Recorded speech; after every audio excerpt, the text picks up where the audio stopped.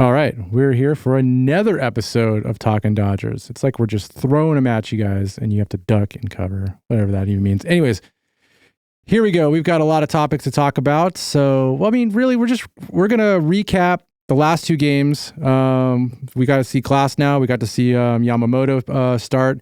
We're going to talk about the offense a little bit. And then we're going to talk about our grades for spring training, what we thought stood out, what we thought, what to worry about. And we're just going to kind of go from there. But really fast, if you haven't, or if you've heard us before and you like what you're hearing, you keep tuning in. That's great. Click the like button, click the subscribe button, click the thumbs up button. Check out our Patreon page at patreon.com/rotyourbrainmedia. Your contributions help us create content. Okay. That was painful, but now let's start talking about the Dodgers. But necessary, right? It is necessary. Hopefully it becomes fruitful at some point, but right now it is definitely necessary. Well, we're still in spring training mode as the guys just ended up leaving today. So let's get at it. Let's get at it, Robbie. Let's do it. Let's go. All right. So let's talk about Glasgow really quick. He pitched on the 12th. His performance was dominant. He pitched 5 1/3. Gave up 0 hits, 0 runs. He walked 1. And then why is my thing? I can't see. I think he struck out 8. Why is this thing? There we go. Yep. He struck out 8. He did. He was pitching a no-hitter in spring training. I know. So, and take that with what you will, but he looks like he's ready to go. He's geared up for this trip. We live in Santa Clarita. Glasnow's from Santa Clarita. Yes. Pitched at heart. I have never, and I have not paid too much attention to him in the league. And it is actually, this is my really first experience actually really watching this guy in spring training, seeing what he can actually do. And his stuff is filthy. He also comes from the top down with his delivery. And he's like 6, what is he? 6'8". 6'8" or something like that. He's a tall dude. So when someone's pitching from that high, how tall was Randy Johnson? We'll look that up. He was about 6'10". Yeah. I mean, Randy Johnson was more of like a sidearm kind of delivery pitcher. He was sidearm and a lefty. So you're pretty much having to start your swing as soon as his arm's in this motion. Right. Yeah. So I don't know. Glasgow on fire, man. Yeah, very impressive. Honestly, he only had one bad outing this spring, and I think it wasn't even in like a real spring training game. I think it was in a backfield, B League game or whatever. The Trevor Bauer game? No, it wasn't that game. That would have been cool though to see two high guys. No, I mean like a game like Trevor Bauer. Probably, game. Right. Yeah, exactly. So, but yeah, man, that was great. He I feel better about him taking the ball for game 1 and start the season against the Padres. Definitely seems like the right choice for sure. Absolutely. He was, as they say, trending in the right direction where, Yamamoto, as I kind of said in our YouTube short yesterday. Oh man. Yeah. Well, I mean, it's not panic time, right? But it's not yet. Let's finish up the Glasgow game really quick. So Betts showed up. Went 1 for 3. Ohtani 3 for 4, 2 RBIs. He had a homer. He was locked in. Yep. Will Smith had another homer. It was good to see. 2 for 3. Brought his average up to 280. Once again, it's spring, small sample size, but he's trending in the right direction. He's trending in the right direction. Get well, Will. We need you. Yeah. I think I got that bad back right now. And I know I've been an advocate to have Teoscar take over that 4th spot. I still am, to be honest with you. I still think that's the right move. But they were both in the lineup, which seems like it's been a while since they've both been in the lineup. Maybe they flip-flop it. They're going to have to try it out and see what works best. Yeah. What kind of results we get. But Smith stayed in the 4th spot. Teoscar batted behind Hayward and Kike. Right. Kike went 2 for 3. His batting average is at 14. No, I'm sorry. He batted after Hayward because there's 2 Hernandezes there, so it's kind of throwing me off. Oh, right. Yeah, right. I was like, wait, Teoscar had hits. I see that right now. Yeah. Teoscar went 2 for 3. He had 2 RBIs. He had a bomb actually. He had a skyrocket to left field. That thing was monstrous. Yep. Those are the big players. We did see Rojas play third base. I think that's the first time he's played third base. Muncy was sick, right? Yeah, Muncy and Lux were sick. Mm-hmm. They got sent home. Some kind of spring bug going around over there in the complex. Trying to get rid of it, not have it spread through the team while they're in the giant tube heading over to the big bird play overseas. Yep. But Rojas played third base. I think that's the first time we've seen him at third since they've announced Mookie, the permanent shortstop. He looked great. He had a couple plays where they looked good. I feel like he can play any position. Yeah. And then Evan Phillips came in. He was dominant. Hudson struck out 2. He was dominant. Brazier came in. He pitched. I think he came in for Glasgow when they pulled Glasgow. Right. He only pitched 2/3, but he looked good. Everybody looked good. Hurt didn't look so much, but everybody, all the main players, the main bullpen, the starting rotator, or your starter, your main offense. It was a good game all around. Absolutely. Yeah, it seems like when we have a great game, when 5 or 6 or 7 players stand out, there's typically going to be 1 or 2 where you're kind of like, that not so much. So Hurt would be a perfect example of that, and that's pretty much going to happen every game during the season, right? You're going to have a guy that's going to go 0 for 4 while the rest of the team is 12 for 32 or whatever. Right. You know what I mean? So, you might have a pitcher dominate for 6 innings, and you bring in a relief guy, and he gives up 3 runs.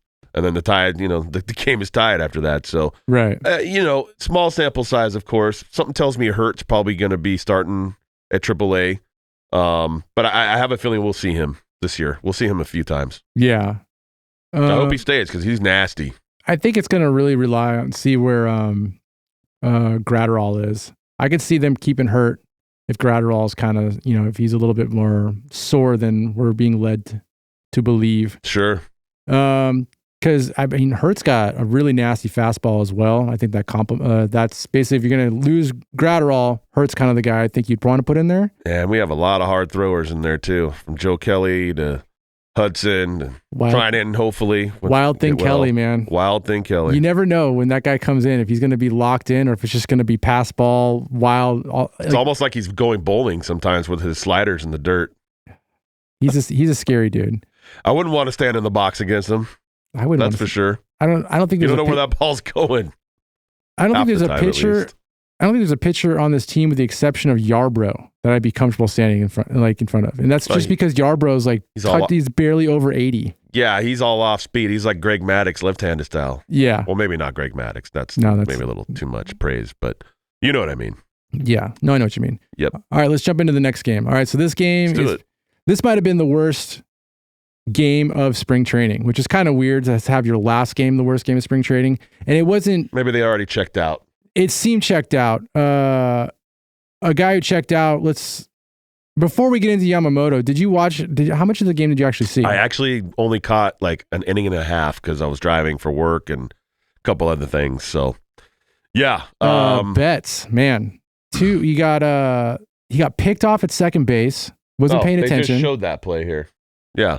We got the game going on here, by the way. Yeah, he got picked off at second base, and then he got caught stealing second base. Wow. Not really good for your leadoff hitter, but Betts, his back was turned to the pitcher, and he was talking to the shortstop. And then they just basically threw it right behind him, tagged him out. So basically he was just... It was a little league play, man.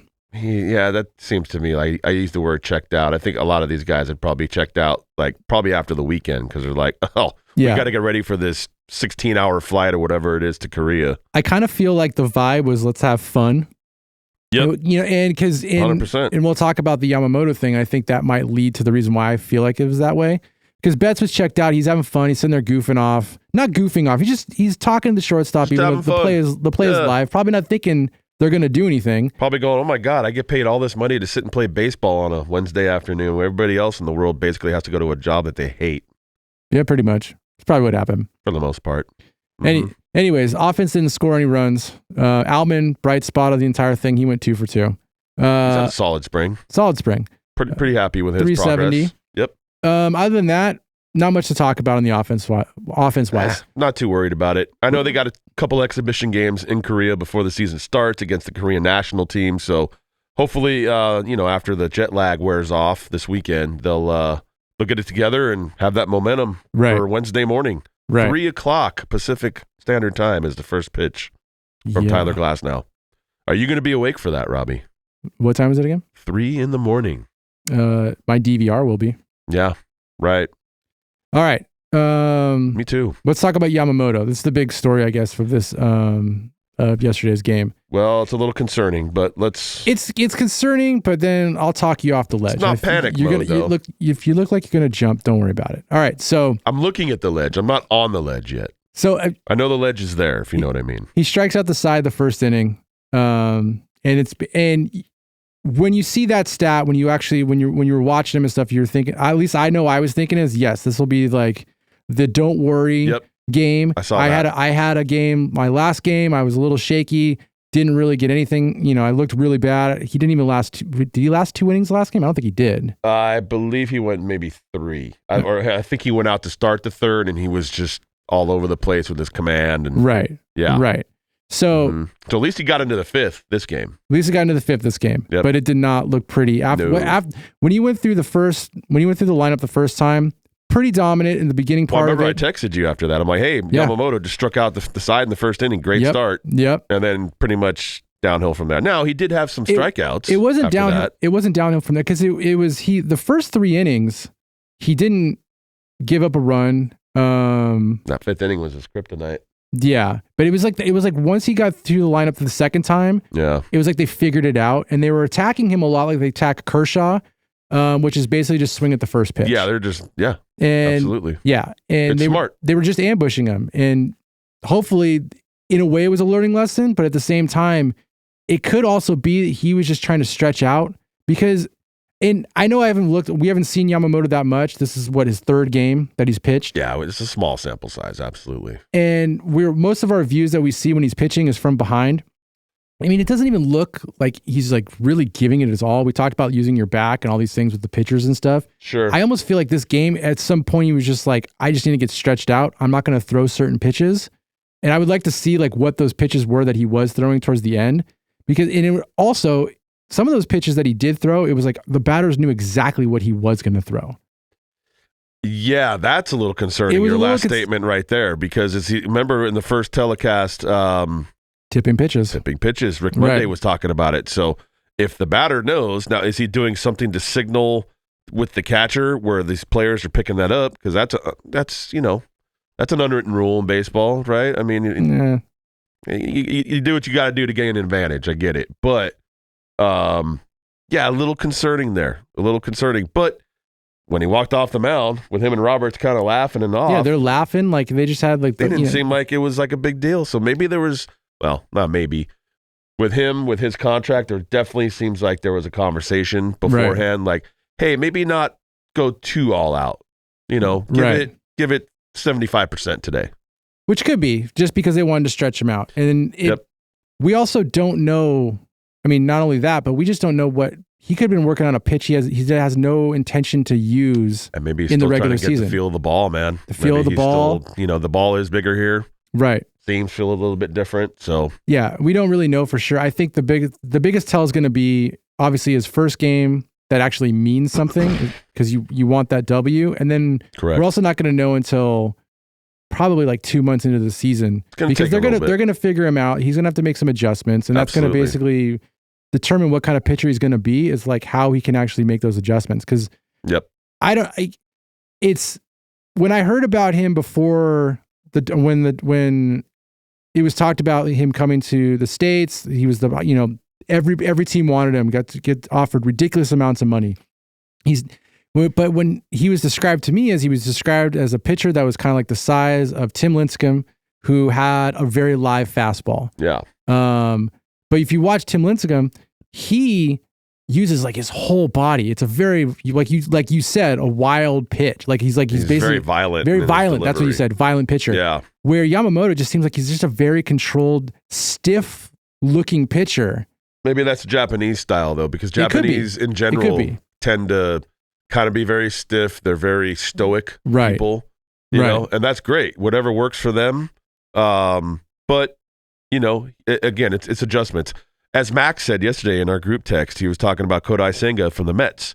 And Senga is not the pitcher Yamamoto is. And Senga actually had a really good season for the Mets last year. I think he was, if not their best starter, their second best starter with all the great stats that he had. So his ERA was like around 3. So that's really good for a rookie pitcher coming from another country going all the way across this other side of the world. So Yeah, it's not panic mode for sure. I'm definitely not on the ledge. I see the ledge, like I was saying, but I don't feel like I need to walk out there yet. Now, game 2 against the Padres, if there's a start similar to these last 2 against the Padres, yeah, maybe there's another conversation there. In fact, I know there will be another conversation there. There'll definitely be a conversation. I don't know if, even if he has a bad start, I don't think it's panic mode yet. It really just depends on the underlining thing that's kind of happening. Like even with this game, let me go back to the stats really fast. Like even in this game, he gives up 4 earned runs. He still struck out 7. Like he was still, he was still striking people out. He was still obviously getting some placement in there. He only walked 1. But on the flip side of that, he gave up 4 earned runs and he gave up 8 hits. Yeah. And a lot of those hits were ambush hits. Yep. They were basically swinging a first pitch. Yep. And it was almost like, I would like to know his stats. It's kind of hard because he's pitching from a stretch, it seems like most of the time. But does his velocity change when he's in the stretch or when he's like in the stretch as opposed to the windup? Does he not have as much break? Right. Is there certain things like that? Obviously, like all that matters. All that matters, but then also like how much difference is it? You know what I mean? Mm-hmm. Is it just a simple like, hey, they just know he's going to throw a fastball first pitch? Well, I'm sure so start throwing something different. Yeah. I mean, remember when I walked in here, when you had the game on, and the first pitch that I saw to the batter, I forget who he was facing on Seattle, curveball, perfectly located, belt high, batter froze, had no idea it was coming. So that's good. I like that he's messing around with that because who knows? In Japan, he may not have had to do that. He might have just went fastball and a split finger most of the time. Yeah. So yeah, let's see. I mean, he definitely has the stuff. Yeah. And we know what he's capable of. So it's going to be an adjustment period. I mean, if it takes... we do know and we don't know because also this is only the 3rd game, unless you count the baseball classic or whatever. So I guess 5. I don't know how many times he played US. But this is really his 3rd game here playing against this type of players. Right. And if they're already, I feel like he'll make the adjustments. You're right. His stuff is there, but you never know for sure how anybody's actually going to adapt to a situation unless they're put in that situation. And now he's put in that situation. So what's he going to do? What are the Dodgers going to tell him to do? I'm sure they have a game plan. I mean, Mark Pryor learned from one of the best ever, Rick Honeycutt. You know what I mean? Rick Honeycutt, anytime we had a new pitcher, where there was Yu Darvish or, even with Kershaw, like he knew what to say to get these guys ready. Obviously with the bullpen guys and the experience that he had. I mean, I think Mark Pryor is just another extension of that coaching tree. I agree with this. You know what I mean? Yeah. So they have some of the smartest people working in sports. All the stats, all the MIT guys, if you will, with all the Excel spreadsheets and stuff. Well, hey, if it works, it works. And I understand it to a certain degree. But yeah, let's see what happens. Definitely excited for them to see what's happening on the other side of the world here. We'll have a couple exhibition games this weekend, so I want to tune into that. Right. See how they're adjusting to that time change too. Yeah. Because that's a real thing. Time change is a real thing. It is a real thing, especially when you're 16 hours ahead of what you're used to or whatever it is. Right. Okay. Yeah, man. One other thing I wanted to talk about in that game, Vessier. We haven't seen him in a while. Have not heard much of him this He spring. pitched an inning. He gave up 2 hits. However, he struck out 3. So I like that. Yeah.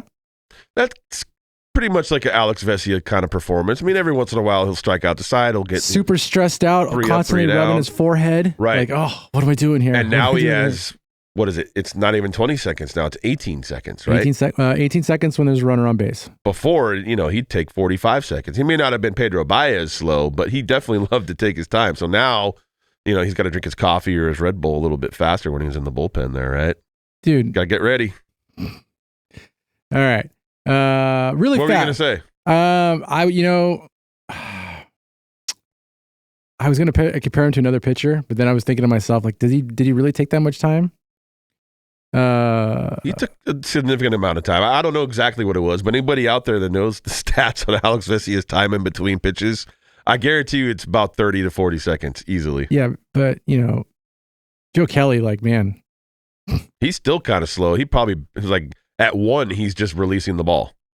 So question, because I was actually thinking about the pitch count or pitch clock really fast. Yeah. When Yamamoto's up there, because there's no way, I don't see the clock. They're not showing the clock. They're not showing the speed yet. They're not showing radar gun. Yeah. At some Still don't know point, why. right? But at some point, Yamamoto he'll pull his left foot off like he's going to start his windup, but then he just kind of rocks there for a little bit. Yeah. So does that shut the clock off? Or is the clock still going until his motion goes forward? Because I believe it shuts the clock off. So he could actually put his foot back and sit there. And get another few seconds. And that's what it seems like it's happening. I think that's what it is. It's still adjustment for us as fans watching, right? Yeah. Like it's... I really want to see... We're not used to it. Yeah. Still. It's another thing we're going to learn when the season starts, when we actually get to see, how fast they're actually throwing, and then what's actually happening during the pitch clock. We'll get to see the real deal, which is still weird, which we don't know why they're not showing miles per hour on pitches, but it's another guy you got to pay. Yeah, I guess so. Or it's like the spring training payroll isn't that high. I don't know about that. Yeah, and maybe they just didn't who knows? There's got to be a reason for it. Maybe it's league-wide. It might actually, it's probably league-wide. Yeah. I can understand maybe them not doing that because there's pitchers that are still working on certain things and they're not geared up 100% to throw their 95, 98 mile an hour fastballs. Right. So maybe they don't want people looking at him and like, oh, he's only hitting 92. Should we be worrying? Exactly what we're talking about right now. With Yamamoto. Yep. So, because once we actually see it, I kind of have a feeling his delivery is going to be a little bit more like this. I think so. In a game that actually means something. So it's not quite Yama-ono yet. It's still Yamamoto, correct? Are we on the same page here? Yeah. Okay. Yeah. Okay. I know that's a stupid, silly pun that probably Doug would appreciate from Dodgers Nation. Shout out. It's a dad joke. So you're a dad, so you can kind of make those dad kind of puns. Very true. Very true, Robbie. Let's move on. All right. Let's move on. Yeah. All right. So we're in 20 minutes, really fast. We've passed the halfway point. We're trying to keep these at 30 minutes, but really fast. If you made it this far, you like what you're hearing, click that subscribe button, click the like button, give me the thumbs up, give us the thumbs up, give us a comment if you think we missed something, if you're liking it, you don't like it. Check out the Patreon page, patreon.com/rotyourbrainmedia. Okay. Yeah. Let's do it. So, it's time to grade what we've thought of spring training, what to worry about, what not to worry about. Is it time? It's time. Really fast. I'm going to click on this, I guess, this report card that kind of came out on Bleacher Report. Sure. Let me see who actually Well, they're a trusted source. This was on, I guess. They've been around forever. Yeah, it was on MLB. Anyways, so let's just skim all the way down to the Dodgers really fast. That's all that matters to us. It's really all that matters. And then we want to look at, the competition. Oh, speaking of which, hold on. You have that picture of Ohtani up right there. So apparently ESPN ranked Ohtani out of the top 10 best players in the league, number 8. Oh, no, is it? No, it was 9. 8 or 9, right. Yeah. Are you freaking kidding me? Really? Is it because maybe he's not pitching this year? Or is it just more East Coast hate for LA and the Dodgers in general? I'm going to kind of go with the latter because it seems like that's always the case when it comes to individualizing awards or hyping players up or ranking them. Right. They're going to have Acuna at number 1. Juan Soto was ahead of Ohtani. Like, come on, man. Well, I mean, here's the thing also, that just pissed me off, so I just had to say something about it. I can understand being upset, but I can also kind of understand, without looking at who they compared him to, who was above him, is that at the end of the day, he's just offense. Right? True. He's just offense right now. He's not pitching. He doesn't take the field. He's just a DH. When you compare him to Acuna, he plays defense. He plays pretty darn good defense. You compare him to Soto. Soto plays pretty bad defense, but he's out there and doing stuff. He's doing stuff. No, that's what I'm saying. So there's other parts to them that I could see why they might be ranked up higher. Yeah. I kind of wish, if you said that, I really wish I prepared for that because I would have loved to look at that list and see who's above him. Who did it? ESPN? It was ESPN. Yeah. I know Acuna is above him. Soto. I'm trying to remember who else. Those are the two that kind of, I kind of figured Acuna because he's the reigning MVP. Yeah. I want to say even Mookie is ahead of him, which I guess makes sense too, with, like you said, him playing defense and all that. Here it is. Found it. You got it? Got it. This would have been a lot faster if Max was here. We love that fast internet, though. That was a pretty quick transition. Dude, we pay top dollar for this internet. Let me tell you. Oh, yeah, we do. It's one of the reasons why we need your Patreon support. Absolutely. All right. Go support us, guys. Patreon. It's really important. I know I support 3 different Patreons. Dude, I mean, looking at this list, Is that Aaron Judge on there?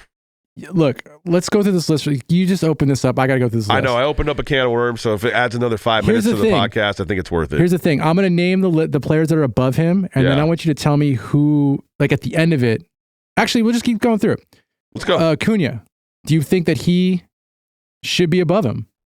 Bottom line, Atlanta Braves. Well, he's first 50-50 season ever. Right. Reigning MVP. You know. I would say yes. Yes, I would say Acuna. Oh, I'm sorry. Season prediction is going to be the first 50-50 season or 50-50 ever. Yeah, I was going to say. Yeah, he didn't do it last year. I was like, that didn't make any sense. Right. But he's got definitely the tools to be that type of player. Sure. I have batting gloves, and the box had a picture of Ronald Acuna on it. So if that tells you anything. So that means I could see him being above him. I'm sorry, Ohtani. I could see him being above Ohtani. I can too. Right now, at least, with the Ohtani not pitching, yes, I could see that. See, I wasn't going to say Ohtani should be number 1. I was going to say he should be 2 or 3 or 4 even. Let's look at let's look at all the people above him. All right, so who's Aaron second? Judge is next. So Aaron Judge is like that's just more East Coast bias right there. Dude, look at Aaron Judge's numbers, like the possibilities, what he's had, the records that he's already broken on offense. I know. I could see that. It's not, I don't think that's a West Coast bias. We'll get to that one next. I swear that I'm having a flashback like we did this already. Like there's some kind of weird. Like a deja vu thing. Okay, so let's go down to Juan Soto. So Juan Soto to me, no, I don't think he should be above that. I mean, he's to be honest with you, he's number 3. Okay. Juan Soto, there's some kind of arrogance that I can't stand about him. No, it's his little stupid little dance that he does in the box to try to intimidate pitchers. And he just looks like a goofball. Yeah, it's just like, come on. And every single time the Dodgers have played Soto, he's never put on a good performance. And Max, you're going to hear this, and I know you're not going to like this part of the podcast because he's a Yankee now and he's your boy, but Juan Soto's kind of annoying. We're just going to say that. That's perfect for New York, though. Okay. It is. It works perfect for them. I mean, they're predicting he's going to have his first 40 homer season ever over in New York. He might with that short right porch over there. He might, but like, it's just like, I can understand that he's good, but to be in the top 10 above the next players I'm going to talk about. He's not above Ohtani. He's not above Ohtani. And guess what? He's not above Mookie yet either because Mookie's number 4. I can agree with the first 2.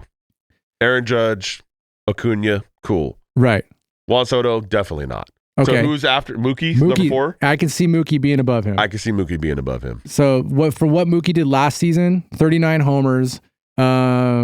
He batted 307. If he didn't have that fall off month, and also let's not forget he didn't start off that hot either that season too. No, he didn't. So it was really his first month and the last month is where he fell off. But when he's hot, he's the best player on the Dodgers. I'm sorry, offense-wise. When he's on, he's on. Well, he's the catalyst, too. Yeah, he kind of starts the whole thing. And then also now with him moving to shortstop, if he can actually perform well at shortstop and put up similar numbers as he did last year, absolutely, I can see him being above Ohtani. So I've got 3 players now for sure that I think is above Ohtani. Okay. Next one, we're going to a Dodger again. Freddie Freeman. No first way, base. Another Dodger in the top 10? Dude, this is filled with Dodgers as I keep going. I'm going to tell you right now. So, or former Dodgers. So Freddie Freeman, first base, Gold Glove first baseman. I know it's probably out of all the positions in the infield, we kind of rank that as probably the lowest, just because it's first base. But at the same time, dude, he could pick some stuff. Well, and he had 59 doubles last year, hit 330. I think he was second or third overall in batting average. Yeah. So I mean, he is an MVP. And he's always in the top. He'll be in the MVP discussion this year. We just talked about, right now we just talked about the number 1 MVP, the runner-up MVP, which is Mookie, and then a runner-up, which I believe is Freddie Freeman, which still is crazy considering the season that Olsen had. Yep. I can't believe Olsen, he was number 1 in RBIs. He was number 1 in home runs. When we were younger, that's the MVP right there. They don't look at anything else, and they still, he got 4th most votes. Crazy. I know. So Freddie Freeman above Ohtani, that one, because of the defense he brings, and Ohtani brings nothing on the field right now, I'm still going to be okay with Freddie Freeman being ranked above him. Yeah, I mean, it seems like Ohtani's getting slighted just because he had the surgery and he's not able to pitch this year. Well, that's why it's for 2024. Let's look at what he's at 2025. Yeah. So, but we're going to get to how it's flipped in a second. but not with this guy. So here's a former Dodger, Corey Seager. I knew Seager was going to be there. So, dude, I can see Corey Seager with the season that he had last year and projected to probably have a similar year this year. Oh, absolutely. And how clutch he is. Keep in mind, we haven't seen Ohtani in the postseason. True. We've seen Corey Seager in the postseason. We've seen Freddie Freeman in the postseason. We've seen Mookie Betts in the postseson. We've even seen Soto in the postseason. But we've seen these other players in the postseason, and they bring it. Now, obviously, last year, Freddie Freeman and Mookie Betts didn't bring it. 2 years in a row, Mookie Betts didn't bring it. But 2020, he brought it when he was with the Braves. He brought it. Like, these guys are established players that can bring it. And Corey Seager is definitely on the top of that list for what he did with the Dodgers and for what he did with the Rangers. And I'll always be a Corey Seager fan, and I'm sure you will be too. Oh, man, I really wish they would have kept him. I really do. Me too. But here we are. So let's get down to this one should definitely 100% not be in front of Ohtani. And I'm sorry, but it's a pitcher. It's Garrett Cole. So, and as a Yankee, man, this is the episode we really could have used Max on. Yeah.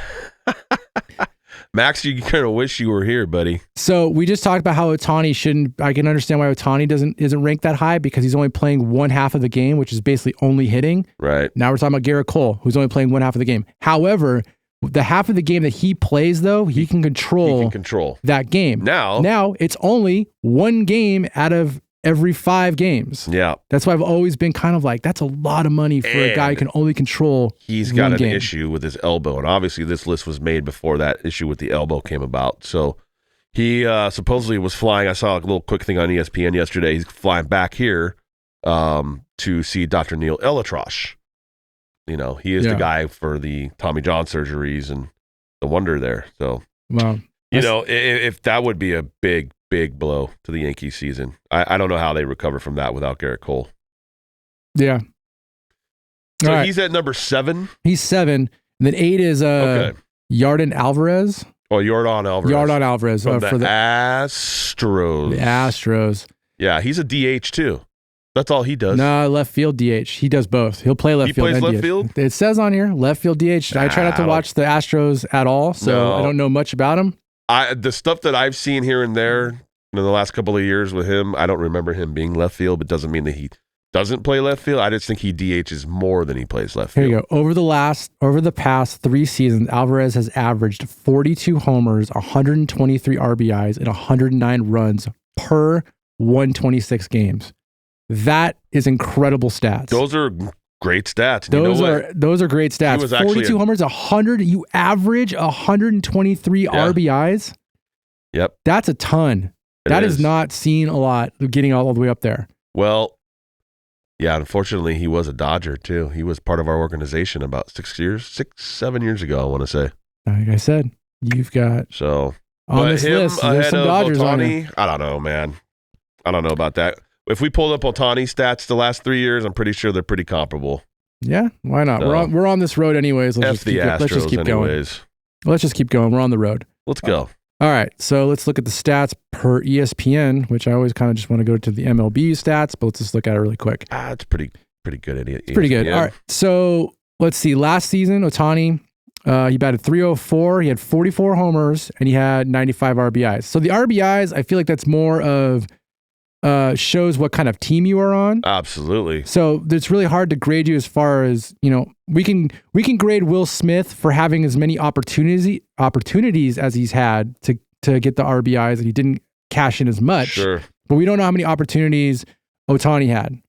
How many games did Ohtani play last year? I want to say it was no more than like 130. 135 games. Okay, so he missed 27 games, and they had the surgery, obviously. And still had 95 RBIs. You know those numbers are going up this year. It better be. I mean, I don't see how they don't. It could be more if they bat him behind Freddie Freeman. So there's another person he could be hitting in. But anyways. Yep.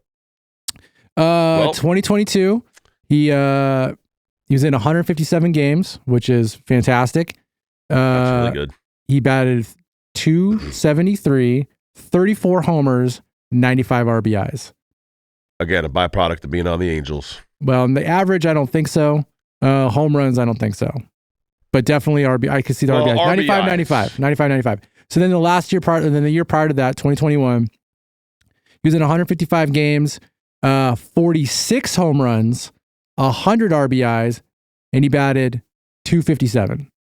So if I'm going on just offensive stats right there, he's number 9, man.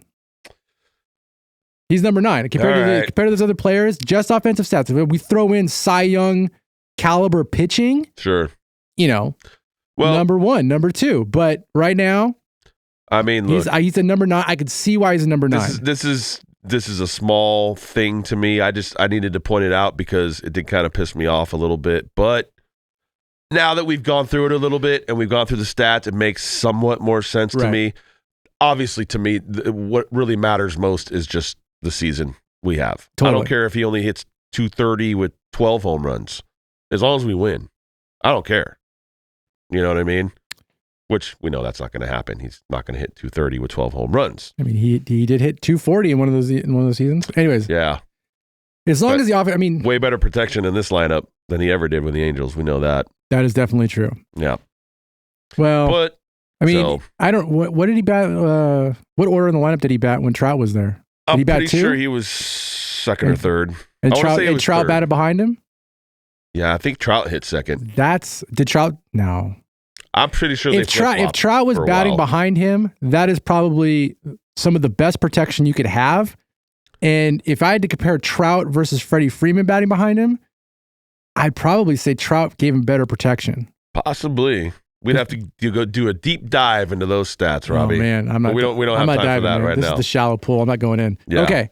Sounds good to me. You wanted to talk about grades. I believe we should the off-season grades. Off-season grades. Yep. Really fast, we'll talk about what this report gave them, which is on MLB, found on a Bleacher Report. Basically, they got an A+, which is kind of not surprising considering what kind of spring that they had. Would they lose 5 games out of spring? I think it was 13-4-1. 13-4-1. But as we know, the record doesn't usually indicate what exactly is going on. It's all about the progress and how guys look, how they feel to play, how they feel up on the bump. Right. Well, I'll let you go first. Why don't you tell me what you think what you would give their grade, and then what was promising, what was exciting to see, and then what was a little concerning. Yeah, sure. So for me, the overall grade would probably be about a B+. So B+, A-, right? And what was very promising to me was some of the younger guys, especially on Andy Pages. I'm really looking forward to seeing him as the season goes on. I'm sure he'll be called up at some point. Injuries always happen. Man, I wish he played like shortstop or second base. Yeah, right. Exactly. Well, Anyways, we'll see what happens. Yeah, but we'll see what happens there. And a lot of the younger pitchers, obviously Gavin Stone, Michael Grove, his last outing was phenomenal. So I'm very happy with the youngsters and their progress. And we already know what we're going to get usually from the seasoned veterans. So with that being said, there's only a few concerns, and really my only concern probably would be Yamamoto. And then maybe, like, as we've discussed a few times before, even not even doing the podcast, just regular texting and life, what are we going to do with a backup catcher who can hit? Because we know that Barnes cannot hit, and Will Smith is going to carry that load most of the season. If all things go well, he's going to have to catch probably 130, 135 games. Ooh. And that's a big toll on his legs. And how's that going to look in October? How fresh is he going to be in October? I don't think he goes more than 120. Now, so maybe they bring up somebody else for a little while, too, to bring him some relief. I wouldn't mind if he actually sat out in September for a week or so, just to recharge. Get your swings in, get your timing still. It's all about timing, of course, when you're hitting and batting. So, but yeah, that's really my only concerns, Robbie. What about you? Well, I'm going to say I gave them an A+. Okay. A+ was maybe A just because of the Yamamoto concerns, even though the promise is still there. But the pitching, for what we saw from the pitchers that they picked up, basically the brand new starting rotation that the Dodgers are throwing out right now, including the rookies, and then the sophomore with Bobby Miller. Yeah, Yamamoto is the weakest spot right now. If you looked at him as far as like what we saw performance wise, and the guy had a mass amount of strikeouts. And he's considered, to me, gave the weakest performance in spring training. Right. What was concerning about Bobby Miller a little bit is that I've always thought of Bobby Miller as a contact pitcher, and then he can strike people out when he needs to strike them out. We didn't talk about his last outing, or maybe we did. I don't remember what we talked about in our last podcast. His last outing was Tuesday, I believe. It wasn't good. Against Cleveland. No, and he kept getting into positions where I was like, okay, this is when he's going to strike a person out, and he didn't have that movement. He didn't have that accuracy, but he did have that, I felt, last season. And I didn't see that I can strike out anybody when I want to kind of thing if I need to. And granted, it's spring training. We don't know what he's working on. Yeah. We're not going to really know what kind of pitcher like he's developing into until through the season. But Paxton looked great. Paxton was really good. I was really shocked at how good he was. Yep. And I keep hearing on the broadcast, like, oh, he would be like a number 3 starter, number 2 starter on someone else's team. And I believe number 2 starter on someone else's team. If he can stay healthy and he pitches that way, yep. You know, that's exciting if that's the guy who's supposed to be like number a Tyler 4, Anderson number 5. from 2 years ago. Remember Tyler Anderson 2 years ago? He was great for us. Maybe that's Paxton this year. Maybe. Let's see. So you got Paxton Glass now with, looked really good every single time I saw him. He had a shaky outing one time, but still he looked in control still at that time. Sure. So those starting pitchers, at least the 4 guys who have had starting pitching experience, at least majority of a season, I'm going to put Bobby Miller into that category. But then you look at Gavin Stone. Yeah. We were shocked. We were kind of surprised. It's like a whole different pitcher this year. Yeah. I mean, I was rooting for Sheehan just because of the way that he pitched last season. Mm-hmm. But in a way, it's kind of a blessing that he was, not blessing that he's hurt, because I don't want anybody to be hurt, but it gave us more of an opportunity to see what Gavin Stone can actually do. Yeah. I feel like we know what Sheehan can do, and it's really good stuff. Sheehan was more available last year. They used him more than Stone. Well, because Stone, when they did use Stone, he got rocked. Because now he had 2 pitches. Now he's got 5. Yeah, and he looks really good. So if that's your number 5, which I think he's going to be the number 5, yep, that was the pitching looked great. The bullpen, who our pieces are going to be in the bullpen, the people that we talked about with no really concerns there. Yeah, with Phillips, with Gratterall. Kelly. Well, Gratterall, we got the little sort of thing. Well, we'll see Kelly what happens with him. But to be able to have him and Hudson, but hopefully Blake Triton, and I heard Blake Triton, and I haven't really heard too much about it, but I did hear one of the podcasters the other day I was listening to saying that it's a bruised lung. I heard that. Yeah. So I'm not really sure how that works and what the recovery time is there. It seems like a few weeks, probably. It seems like they're not concerned about it. Like, he'll be back. Right. So to have him in a full season along with Evan Phillips. Oh, man. That's a great, if you flip-flop those guys. You flip-flop those guys as closers. One's your setup guy. One's your guy who comes in at the end. Don't forget Daniel Hudson was a closer, too. So he's got big game experience. Yep. And everybody thought Gratterall was going to be the next closer if he could figure out how to miss bats. Right. He's got the potential, if he's really throwing that fast, which I don't believe it. But anyways, they also basically destroyed most of the teams when they played them throughout spring training. There was quite a few dominant games. Yeah. Obviously, the last game, they got dominated. Right. There was a couple of games where they kind of seemed like they were on their heels, kind of depending on who they were actually playing. Sure. But that record is a dominant record. It's also spring training. We're not supposed to really go, oh my God, they're like the greatest thing ever. No. But they came in and showed everybody like, hey, we revamped this team with a bunch of pitchers and we're here to play. Like, they look like they were here to just show off what they can do. And yep. Betts is still getting the cobwebs off. Freeman's getting the cobwebs off. Ohtani, like, they're all still getting loose, getting ready to play. A month from now, when they're in game, 12, 13, 14 of the regular season, I think we're going to know what we're going to see for the rest of the year. Yeah. Now, my concerns. Yeah. Let's talk about my concerns now. Let's go. Gavin Lux. Mm-hmm. So I was pretty high on Gavin Lux in the beginning of this. And what questions me about Gavin Lux is his mental capacity for the game, in a way. I never questioned his skill. I never questioned his hitting. I always thought he'd be able to figure out the shortstop position. But if you can't make a throw from shortstop, and the plays I've seen him try to make at second base, his throwing's not looking much better over at second base. Yeah, I think it's a mental thing. It's definitely a mental thing, and that concerns not locked me. In. So maybe, I know you had said when we were texting, maybe send him down to the minors for a few weeks, a month. And I'm shocked that was not the move before. Well, they're highly invested in him. And I get be invested in him. But moving Mookie to shortstop, and we had a whole podcast, we talked about that. I know. It's still, that's not the move I thought they were going to make. I thought for sure they're going to be like, you can't throw the ball right now. Go down to the minors, figure it out. Once you play like 3 games, you can like get a runner at first playing shortstop. We'll bring you back up. Yeah. I thought that was going to be the move. But Gavin Lux is a concern. And I really feel like if Gavin Lux does not perform this year, he is not going to be a Dodger anymore. Oh, I 100% agree with you. And I don't think they're going to keep trying to work with him. This last year was a shot. He got hurt. Here's your another shot. You can do it. And if all he can do is hit baseballs, but he can't play defense, guess what? We already got that guy. And he gets paid $700 million. Yeah. There's no more DH spot, dude. Which is probably like $698 million more than Gavin Lux gets paid. So yeah.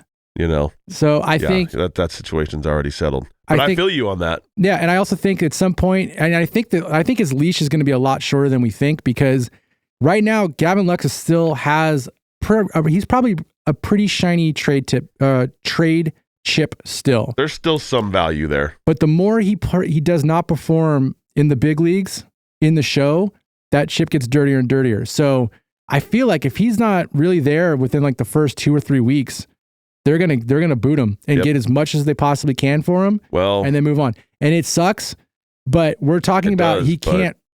Like there's he's just.